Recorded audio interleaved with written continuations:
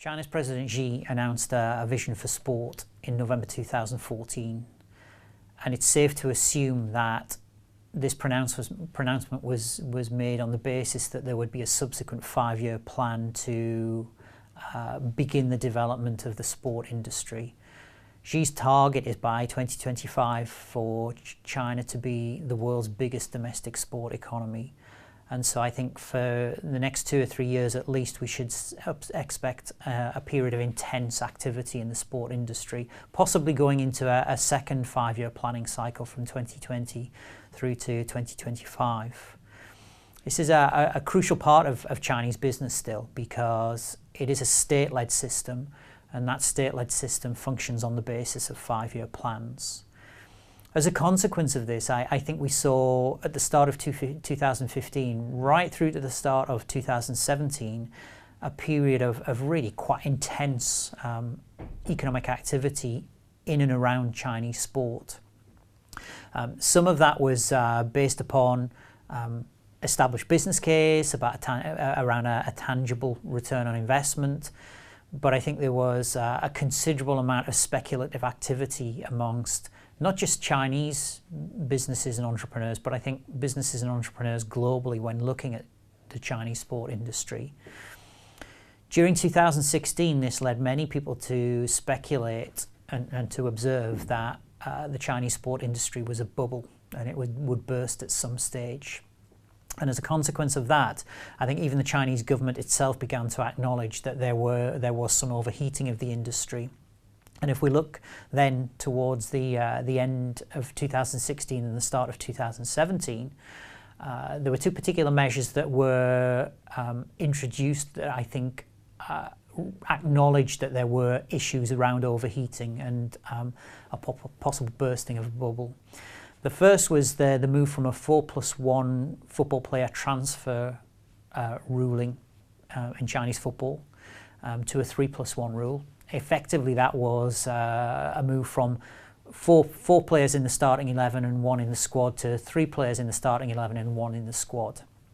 And that was a move that the Chinese government literally announced overnight, and it was a direct intervention in football, and that's something to keep in mind about Chinese sport.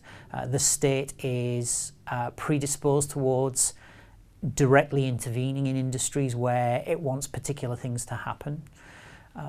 But I think at the same time, what we also saw in China was the implementation of capital control measures.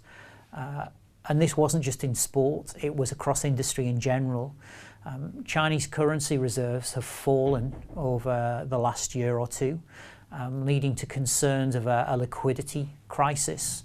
And so China has attempted to stem that flow by implementing currency controls. And certainly if you look at, for example, the number of European football club acquisitions in the first part of 2017, the Chinese have been much less active.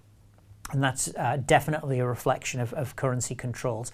And in fact, President Xi, the Chinese president, at one stage was threatening that for Chinese investors who were making irrational overseas investments, they would be publicly named and shamed if they didn't refrain from such activity.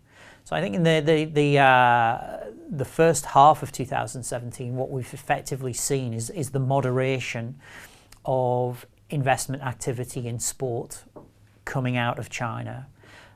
Recent figures show that the capital controls are working, that currency outflows have fallen. However, there are now recent reports around the currency rating of China being downgraded and that essentially China is borrowing too much. So I think as we move forward from here, certainly into the second half of 2017, but I think also into the remaining 2 years of this first 5-year plan around sport, we'll see the continuing moderation of investment and expenditure. And really a much more strategic and hard-nosed approach to sports investments from the Chinese state and from Chinese businesses. I think there has been a lot of speculation over the last 2-3 years. I also think there has also been a lot of Chinese business people moving their assets offshore to mitigate risk. But increasingly what we will see is the Chinese government seeking to enforce a certain discipline upon the market In other words, when Chinese businesses make investments in sport businesses, for those investments to go ahead, there will have to be a clear and tangible business case. In simple terms, there will have to be a return on investment that is demonstrable. In other words, you can't just speculate, you can't just buy a football club, you can't just acquire a sponsorship property because it seems like a good idea. And so, as I say, I think what's going to come out of this is a much more strategic approach to the development of the Chinese sport industry over the next 2, 3, possibly even up to 8 years from here.